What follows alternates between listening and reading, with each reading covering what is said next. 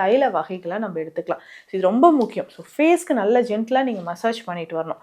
So massage பண்ணும்போது upward டைரக்ஷனில் நீங்கள் மசாஜ் பண்ணிக்கோங்க. டெய்லி பண்ணணுங்க. ஸோ டெய்லி தவறாமல் ஒரு 10லிருந்து 15 நிமிடங்கள் ஸோ ஃபேஸ்க்கு நல்லா மசாஜ் பண்ணிக்கிட்டே வரணும். கீழேருந்து மேல் நோக்கி நம்ம மசாஜ் பண்ணிக்கிட்டே வரணும். ஸோ கழுத்து, முகம், கண்ண பகுதியில், நெற்றி பகுதியில் எல்லாமே நம்ம மசாஜ் பண்ணிக்கிட்டே வரும்போது கொஞ்சம் கொஞ்சமாக நம்மளுடைய தசைகள் நமக்கு ஆரோக்கியமாக இருக்கும். தளர்ந்த தசைகள் நமக்கு இறுக்கமடைய ஆரம்பிக்கும். ஸோ இதுதான் ரொம்ப மெயின் சொல்லலாம். நிறைய பேர் நம்ம பார்த்துருப்போம்.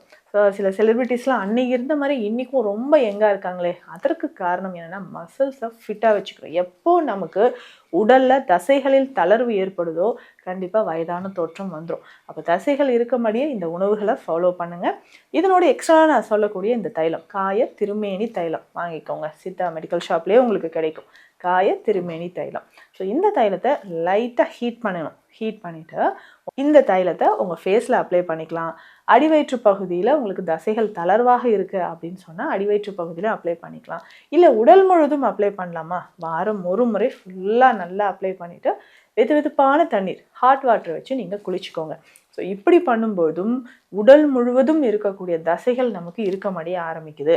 இல்லைங்க எனக்கு முகத்தில் இந்த கையில் மட்டும்தான், அதுவும் டெய்லி நீங்கள் அப்ளை பண்ணிக்கிட்டே வரலாம். ஸோ தைலம் மாதிரி இதை நல்லா அப்ளை பண்ணிவிட்டு கொஞ்சம் மசாஜ் பண்ணிக்கோங்க. ஸோ அப்படி செய்யும்போது தான் தசைகள் நமக்கு இறுக்கமடைய ஆரம்பிக்கும்.